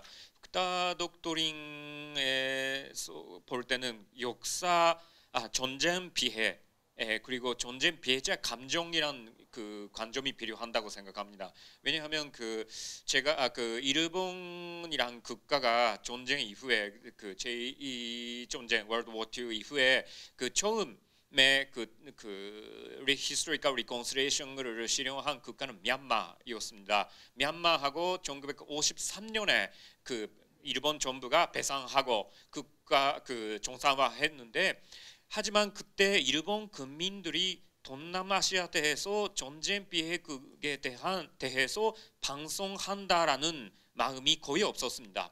경제적으로 진출하기 위해서 동남아시아하고 배상이나 화해하고 했는데, 그것이 1970년대 돌아가서 동남아시아에서 일본 대해서 반발이 많이 나타났습니다. 그런 반발 고와 부분이 전쟁 피해에 대한 감정이 있기 때문에 그런 감정을 억제 아닌가 그 이스 그쪽이 그 완화하기 위해서 그 북다도리 독도리너를 발표한 그런 그 이유도 있다고 생각 말씀드리고 싶었어요. 후쿠다 독트린은 단순히 관계를 이렇게 좀 증진하자 뭐 그런 차원보다는 사실은 어떤 그 과거사 문제와 관련해서 그래서 진짜 동남아 사람들의 마음을 좀 풀어주기 위한 뭐 그런 측면이 더 많았다는. 예, 그러니까 좀 아까 신남방 정책하고는 조금 차원이 다를 수 있다 이렇게 생각이 드네요. 정혜문 대사님 마지막. 예, 감사합니다. 발언 기회를 주셔서 오늘 이 마지막 세션이 저는 이 가장 아주 뜻깊은 그 세션이다 이렇게 생각합니다. 왜냐하면 신남방 정책 그 이행 관련해서 이제 근본적인 문제를 지금 던졌기 때문에 우리가 이 근본적인 문제에 대해서 좀 깊이 있는 그 성찰과 좀 고민을 해 나가야 되지 않겠느냐 그런 면에서 굉장한 의의가 있다 이렇게 생각을 하고요. 또 하나는 신남방 정책을 추진해 나가면서 한국과 아시안이 협력을 해서 북한의 그 비핵화 이후에 북한을 어떻게 도울 것인지 그런 문제에 대해서 깊이 고민하는 것은 정말 큰 의의가 있다고 생각합니다. 우리가 새로운 영역을 또 개척할 수 있는 이런 영역이 문제이기 때문에 굉장히 중요하다고 보고 있다. 또 하나는 신남방 정책 추진의 중요한 툴로서 부산에 있는 아시안 문화원을 적극적으로 활용을 해야 되겠다는 생각이 듭니다. 그 신남방 정책의 그 한 가지 중요한 축인 이 사람 공동체 이 분야는 역시 이제 인적 교류라든지 뭐 문화 교류 뭐 이런 것이 중요한 그 컴포넌트가 될 텐데 그 아시안 문화원이 그런 거 하기 위해서 이제 부산에 설립이 되어 있지 않습니까? 그래서 이제 아시안 문화원을 좀 잘 활용하면 좋겠다는 이런 생각이 들고요. 아까 이제 신남방 정책이 그럼 과거하고 뭐가 다르냐 그런 데 대해서 여러 가지 그 이야기가 많았습니다만 제가 볼 때는 과거 정부의 그 정책하고 이제 분명히 다른 것이 한 몇 가지가 있는데 제가 한번 짚어보겠습니다. 우선에 과거에는 주로 이제 한국의 그 대아시안 외교는 이제 외교부가 중심이 되어서 그걸 했습니다. 특정 부처가 이제 중심이 된 거죠. 지금은 그 청와대에 범정부 그 컨트롤 타워를 출범을 시켰습니다. 이 보면 정책기획위원회 산하에 신남방 정책 특별 그 위원회를 발족을 시켰습니다. 여기에 지금 위원장은 경제보좌관이 하고 있고요. 그다음 여기는 지금 차출을 여러 부처에서 이제 차출을 해서 그 독자적인 팀 4개의 팀을 구성을 해서 하기 때문에 우선 이제 조직 자체가 과거는 좀 상당히 다르다 그렇게 이야기할 수 있을 것 같고요. 그다음에 국내에서 보면은 이게 정계, 재계, 학계 이런 데서 이 아시안 관련 기관을 두루 뭉치는 소위 팀 코리아 그 체제를 지금 구축을 했습니다. 그래서 국가의 어떤 에너지를 이 총 결집을 해서 한번 해보자 하는 그런 그 의도가 담긴 것 같고요. 그보다도 제일 중요한 것은 저는 이 신남방 정책이 컨셉츄얼라이제이션이 되어 있다. 소위 철학적인 어떤 기반을 어느 정도 담은 컨셉츄얼라이제이션이 되어 있다. 과거에는 이런 게 없었습니다. 그 다음에 또 하나는 중요한 것은 이 재원이 있어야 되는데 신남방 정책을 지금 제대로 하려고 하면은 지금 많은 큰 액수는 아니지만은 한아시안 협력기금을 이제 더블로 정해간다든지 뭐 한메콩 협력기금을 3배로 정해간다든지 글로벌 인프라 펀드를 지금 조성을 하거든요. 이 국토부에서 하는데 이건 한 2022년까지 한 1억 불 정도 지금 뭐 조성 목표를 하고 있다는데 뭐 이런 면에서 보면은 과거하고는 좀 차이가 있지 않느냐. 그래서 이게 어떤 특정 정부를 넘어서서 갈 수 있다는 어떤 좀 믿음 뭐 이런 것을 가질 수 있지 않나 하는 그런 그 생각을 해보게 되었고요. 이번 제주 평화연구소에서 이 우리나라의 신남방 정책을 두고 한국과 아시안 간의 협력을 어떻게 해나갈 것이냐 하는 이런 문제에 대해서 오늘 세 가지 세션을 기획을 해서 정말 좋은 의견들이 많이 개진이 되었습니다. 그래서 이 개진된 의견을 여러 분야의 어떤 스테이크 홀더들하고 좀 공유를 하면서 이 신남방 정책을 차근차근 더 이렇게 정교하게 좀 발전시켜 나가는 그런 중요한 기회가 되었으면 좋겠습니다. 감사합니다.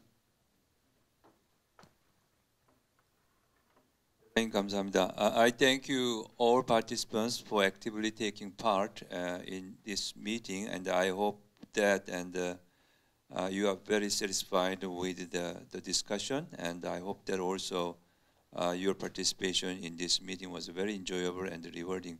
I'm also happy to note that and the discussion we had today was full of substances. Thank you very much, and for your patience because the meeting was a little bit delayed. Thank you very much. And I'll see you in the Korean restaurant very near to this hotel. And so this is our plan: Western, Chinese, Korean. And so it's a multinational.